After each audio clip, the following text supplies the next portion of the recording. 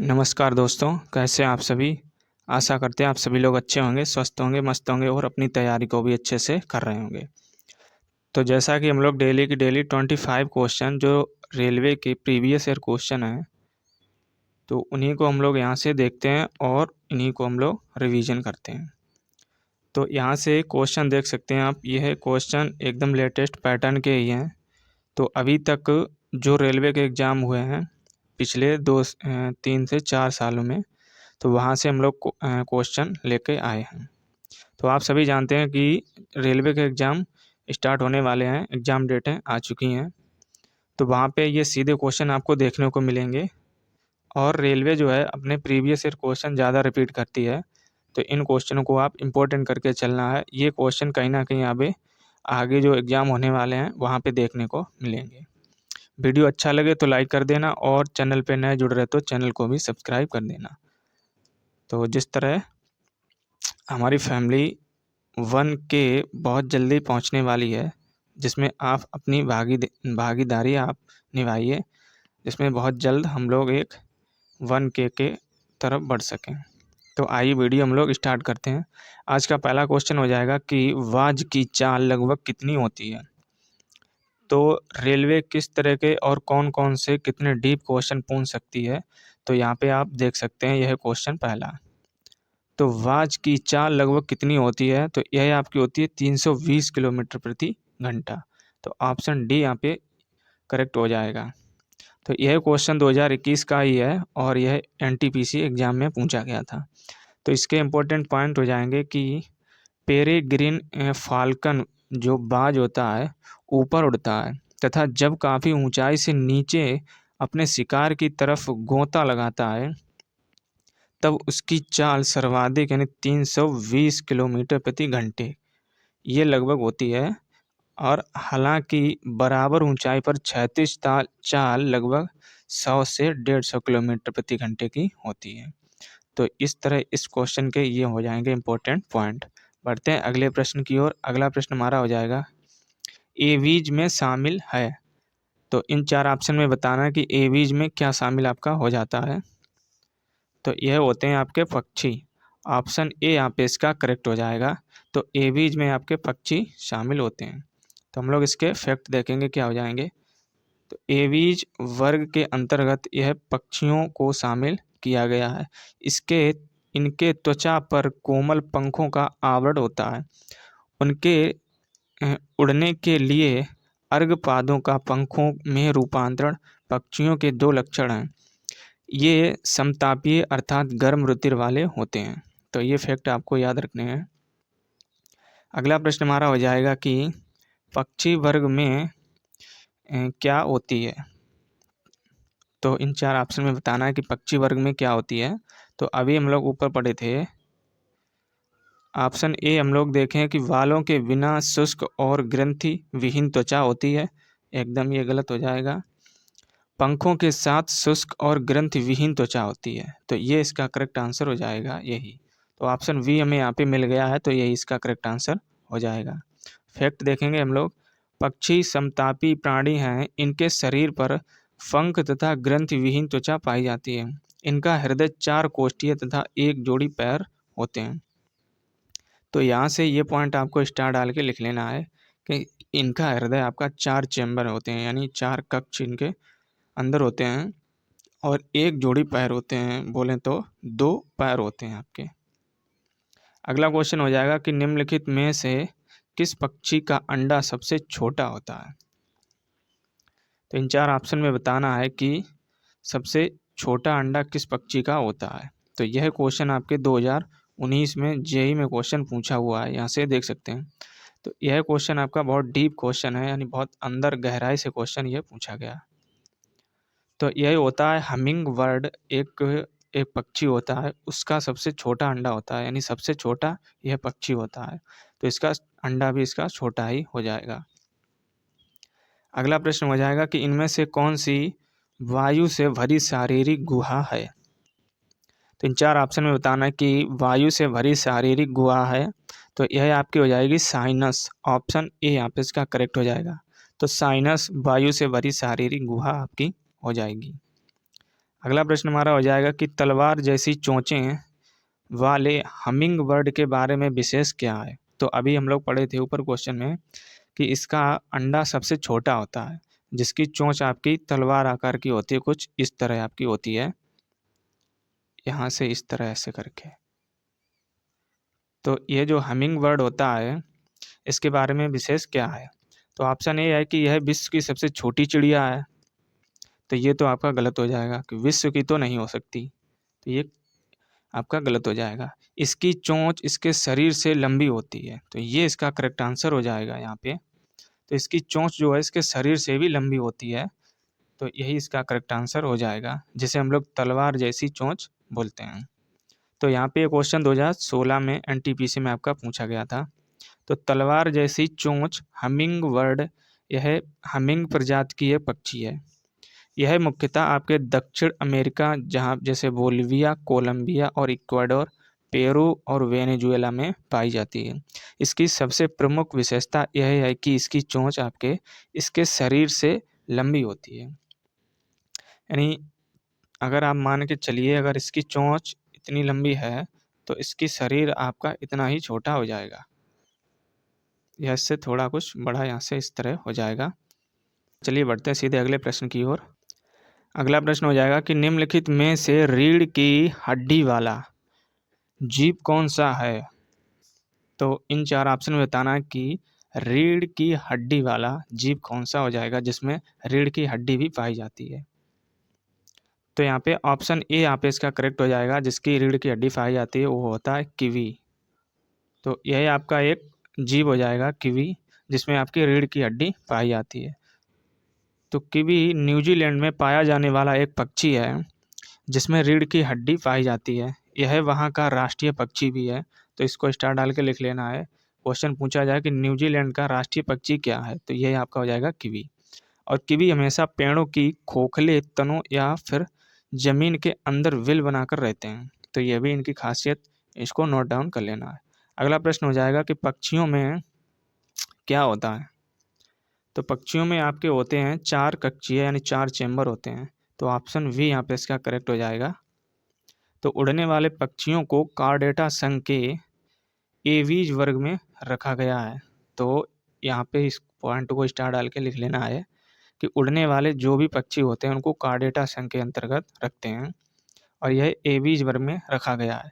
इस वर्ग के प्राणी मुख्यतः समतापी होते हैं। इनके शरीर का तापमान नियत होता है और इनकी लगभग 9000 प्रजातियां पृथ्वी पर पाई जाती हैं। इनका संपूर्ण शरीर नौकादार और पंखों से ढका होता है। शरीर सिर, गर्दन, धड़ और पूंछ में विभक्त होता है, यानी 3 भागों में यह विभक्त हो जाता है, सिर, गर्दन और इनकी आपकी पूंछ। और पक्षियों में 4 कक्षीय हृदय पाया जाते हैं, यानी 4 चेंबर पाए जाते हैं। तो यही क्वेश्चन पे पूछा गया था। अगला प्रश्न है कि किस वर्ग में प्राणियों का रक्त गर्म होता है। तो ये क्वेश्चन कहीं ना कहीं इंपॉर्टेंट क्वेश्चन है, जहाँ पे रेलवे ही नहीं, जहाँ पे जीके या फिर साइंस जहाँ पे पूछी जाती है वहाँ पे ये क्वेश्चन रिपीट आपके होते रहते हैं, यही क्वेश्चन। तो यहाँ पे इसका करेक्ट हो जाएगा यहाँ पे ऑप्शन ए। तो पक्षी वर्ग के प्राणियों का जो रक्त होता है यह गर्म होता है, तो ऑप्शन ए यहाँ पे इसका करेक्ट हो जाएगा। तो गर्म रुधिर वाले जंतु अपने शरीर के तापक्रम को हमेशा एक सा बनाए रखते हैं, इन्हें समतापी भी कहा जाता है और पक्षी समतापी वर्ग के अंतर्गत आते हैं। तो ये भी पॉइंट स्टार डाल के लिख लेना है। अगला प्रश्न हो जाएगा कि निम्नलिखित वर्गों में से किस वर्ग के प्राणी गर्म रक्त वाले होते हैं। तो यह क्वेश्चन आपका रिपीट क्वेश्चन है। तो यहाँ से आप देख सकते हैं रेलवे सबसे ज़्यादा अपने प्रीवियस ईयर क्वेश्चन पे फोकस रखती है, तो जो भी इसके इम्पोर्टेंट क्वेश्चन होते हैं तो वो रिपीट ज़्यादा करती है अपने। तो इसमें आपका करेक्ट आंसर हो जाएगा पक्षी, आपका ऑप्शन वी इसका करेक्ट आंसर हो जाएगा। अगला प्रश्न हो जाएगा कि नीचे दिए गए 4 विकल्पों में से 3 किसी भी विशेष तरीके से संबंधित हैं, तो उस विकल्प का चयन करें जो दूसरों से भिन्न या बेमेल है, अलग है। तो यहाँ पे एक तो होता है स्तनधारी, फिर आपका सरीसृप के वर्ग हो जाएगा, पक्षी हो जाएगा और एक शुतुरमुर्ग। तो यहाँ पे शुतुरमुर्ग एक विशेष पक्षी की बात कर दी गई है, तो यही इसका अलग हो जाएगा, यानी वेमेल यही हो जाएगा। तो ऑप्शन डी यहाँ पे इसका करेक्ट हो जाएगा, चूँकि हमें यहाँ पे वेमेल बताना था। तो 3 यहाँ पे मेल हो जाएंगे, लेकिन आपका शुतुरमुर्ग है, ये विशेष एक पक्षी की बात कर दी गई। तो चलिए बढ़ते हैं अगले प्रश्न की ओर यहाँ से। तो आप चाहें इसका स्क्रीनशॉट यहाँ से इम्पोर्टेंट पॉइंट हैं उनका ले सकते हैं। अगला प्रश्न है कि निम्नलिखित में से कौन सा जंतु गर्म रक्त वाला होता है। सबसे पहले आपको यही पूछा गया था कि कौन से वर्ग के जीव होते हैं जिनका रक्त गर्म होता है, तो वो होते हैं आपके पक्षी वर्ग। और अगला क्वेश्चन बनाया है रेलवे ने कि कौन सा जंतु जिसका रक्त गर्म होता है, तो यहाँ पे प्रॉपर आपको जंतु बताना है। तो यह आपका होता है कबूतर। तो कबूतर का जो रक्त होता है यह गर्म होता है, तो यहाँ पे इसको याद रखना है। ठंडे खून वाले जीव वह होते हैं जो पर्यावरण में बदलाव के साथ साथ अपने शरीर का तापमान बदलने में सक्षम होते हैं। उदाहरण के लिए आपकी हो जाएंगी मछली, हो जाएंगी मेंढक, हो जाएंगे और कई अन्य रेप्टाइल्स, यानी रेंगने वाले।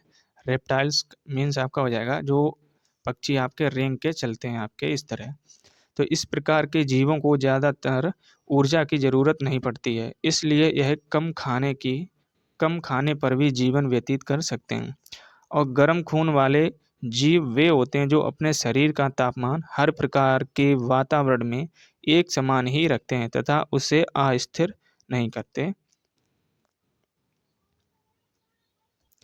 एग्जाम्पल में आपके हो जाएंगे, जैसे आपका हो जाएगा इंसान, हो जाएगा भालू, हो जाएगा शेर, कबूतर तथा अन्य स्तनधारी जीव। और इस प्रकार के जीवों में शरीर की गर्मी को बनाए रखने के लिए ऊर्जा की ज़रूरत होती है, जिसे प्राप्त करने के लिए अत्यधिक पोषक तत्वों को ग्रहण करना जरूरी होता है। तो ये फैक्ट आपके इस क्वेश्चन से रिलेटेड याद रखने हैं। अगला प्रश्न हमारा हो जाएगा कि निम्नलिखित में से कौन सा प्राणी आमतौर पर अपने घोंसले में अंडे नहीं देता है।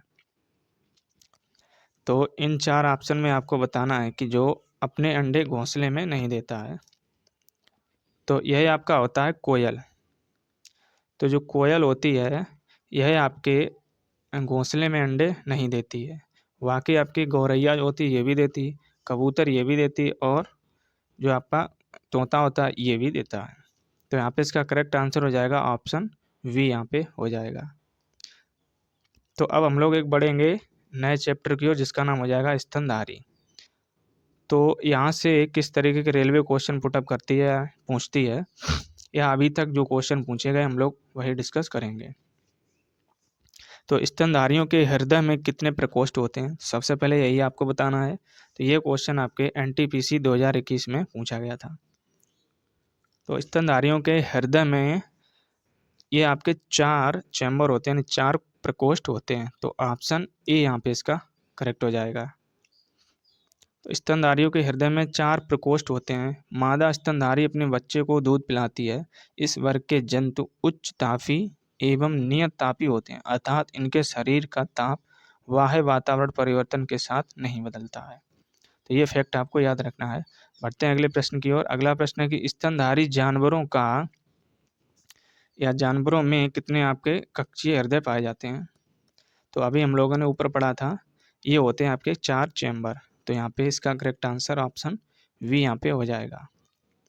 बढ़ते हैं अगले प्रश्न की ओर। अगला प्रश्न है कि निम्नलिखित में से कौन सा अंडे देने वाला स्तनपायी है। तो ये क्वेश्चन आपका बहुत इंपॉर्टेंट है। तो यहाँ पे बताना है कि अंडे देने वाला स्तनपायी यानी स्तनधारी है, तो यह आपका होता है प्लेटिफस। तो ऑप्शन यहाँ पे डी इसका करेक्ट हो जाएगा। तो यह आपका स्तनपायी होता है, लेकिन आपका यह अंडे देता है। खरगोश आपका ये भी बच्चा देता है, और लेकिन आपका यह स्तनधारी नहीं होता है। और बत्तख ये भी स्तनधारी नहीं होती, कंगारू भी नहीं होता है। तो यहाँ पे इस तरह इसका करेक्ट आंसर हो जाएगा ऑप्शन डी, प्लेटिफस। तो यहाँ पे ये देख सकते हैं इम्पोर्टेंट पॉइंट यहाँ पे। अगला प्रश्न हमारा हो जाएगा कि स्तनधारियों से संबंधित इनमें से कौन सा कथन गलत है। तो यहाँ पे गलत कथन का आपको चयन करना है। तो यहाँ पे गलत कथन क्या हो जाएगा, ऑप्शन ए में है कि सामान्यतः स्तनधारियों के बाल होते हैं, तो हमें गलत बताना है कि, तो यहाँ पे ये तो सही हो जाएगा। बच्चों को दूध पिलाने के लिए इनमें स्तन ग्रंथियाँ मौजूद होती हैं, तो ये भी इसका करेक्ट हो जाएगा। इनके हृदय में 3 प्रकोष्ठ होते हैं, तो यही इसका गलत हो जाएगा। तो स्तनधारियों में कितने होते हैं आपके? 4। तो यहाँ पे इसका करेक्ट आंसर हो जाएगा ऑप्शन सी। तो यहाँ पे 3 ना होकर आपके होते हैं 4। और कुछ स्तनधारी आपके अंडे भी देते हैं, तो ये भी इसका करेक्ट हो जाएगा। तो गलत आंसर हो जाएगा आपका ऑप्शन सी यहाँ पे। तो यहाँ पे स्तनधारी प्राणी जगत का एक समूह है और इनकी मुख्य विशेषताएं हो जाएंगी आपकी, ये आप देख सकते हैं कि स्तनधारी जंतुओं में 4 प्रकोष्ठ यानी हृदय पाए जाते हैं और स्तनधारी अपने नवजात को दूध पिलाते हैं। इनके शरीर में बाल होते हैं। स्तनधारी नियत ताप प्राणी होते हैं और कुछ स्तनधारी अंडे भी देते हैं। जैसे आपके एग्जाम्पल हो जाएंगे प्लेटिपस और एकिडना। तो एकिडना इसको भी नोट डाउन कर लेना है और प्लेटिपस इसको भी नोट डाउन कर लेना है। चलिए बढ़ते हैं अगले प्रश्न की ओर। अगला प्रश्न है, निम्नलिखित में से कौन सा विकल्प मार्सुपियल्स का उदाहरण है? तो मार्सुपियल्स क्या होते हैं, अभी हम लोग इसके इंपॉर्टेंट पॉइंट में देखेंगे। तो सबसे पहले यही बताना है आपको, मार्सुपियल्स का एग्जाम्पल है, तो यही आपका होता है कंगारू। तो ऑप्शन ए यहाँ पे इसका करेक्ट हो जाएगा। तो कंगारू शिशुधानी उपवर्ग के अंतर्गत आते हैं और इस उपवर्ग के मादा प्राणियों के पेट पर थैला रहता है जिसमें नवजात शिशु कुछ समय के लिए रहते हुए विकसित होते हैं और कंगारू के शिशु को जोई कहा जाता है। तो ये यहाँ पे स्टार डाल के इस पॉइंट को लिख लेना है। तो कंगारू का जो बच्चा होता है या शिशु होता है उसको हम लोग बोलते हैं जोई। तो जोई ये इसको नोट डाउन कर लेना यही क्वेश्चन के नीचे। तो बढ़ते हैं अगले प्रश्न की ओर। अगला प्रश्न है कि एक कुबड़ वाले ऊंट को क्या कहते हैं? तो ऊंट पे जो कुबड़ होता है, जैसे आपका इस तरह ऊंट होता है, ये ऐसे करके यहाँ से, तो ये जो स्थान इसका जो उभरा हुआ होता है ना, ऊपर उठा हुआ होता है, इसी को हम लोग कुबड़ बोलते हैं। तो एक कुबड़ वाले ऊंट को क्या कहते हैं? यहाँ पे यही क्वेश्चन पूछा गया है। तो यह हम लोग बोलते हैं ड्रोमडेरी। तो ऑप्शन सी यहाँ पे इसका करेक्ट हो जाएगा। तो एक कुबड़ वाले ऊंट को ड्रोमडेरी बोलते हैं। तो हम लोग इसके फैक्ट देखेंगे क्या हो जाएंगे।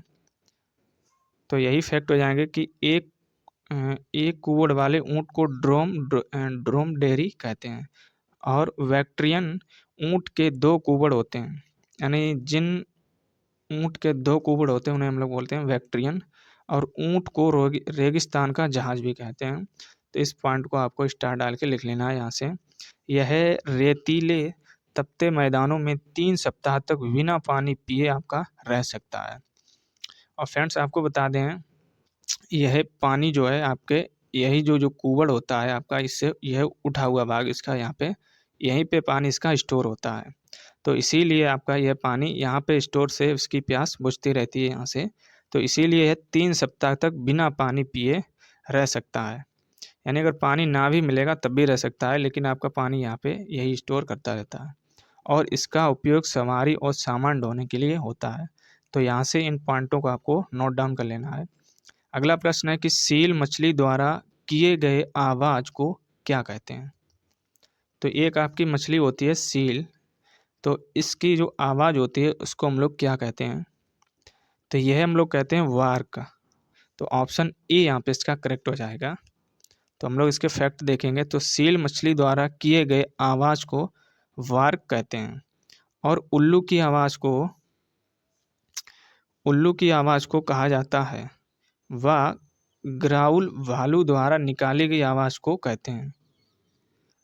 तो ये 3 जो पक्षी हैं आपके, एक मछली हो जाएगी और एक उल्लू की आवाज़ और एक ग्राउल भालू, तो इनकी आवाज़ को हम लोग बोलते हैं क्या? वार्क बोलते हैं। तो यहाँ से इन तीनों पॉइंटों को आपको इसी क्वेश्चन के नीचे नोट डाउन कर लेना है। तो यहाँ से आपके कंप्लीट होते हैं आज के 25 क्वेश्चन। तो वीडियो अच्छा लगे तो लाइक कर देना और हमारे यह क्वेश्चन इंपॉर्टेंट लगे तो तभी लाइक करना आप। और यह क्वेश्चन कहीं ना कहीं रेलवे एग्जाम के पूछे हुए क्वेश्चन है जो सीधे कहीं ना कहीं आपको आगे आने वाले एग्जाम में देखने को मिलेंगे। तो रेलवे कहीं ना कहीं अपने प्रीवियस ईयर क्वेश्चन ज़्यादा पूछती है और यह क्वेश्चन आपके प्रीवियस ईयर क्वेश्चन नहीं है। तो वीडियो को बिना लाइक करे और बिना चैनल को सब्सक्राइब के आपको नहीं जाना है। तो चलिए फिर मिलते हैं हम लोग एक नए वीडियो में, तब तक के लिए जय हिंद।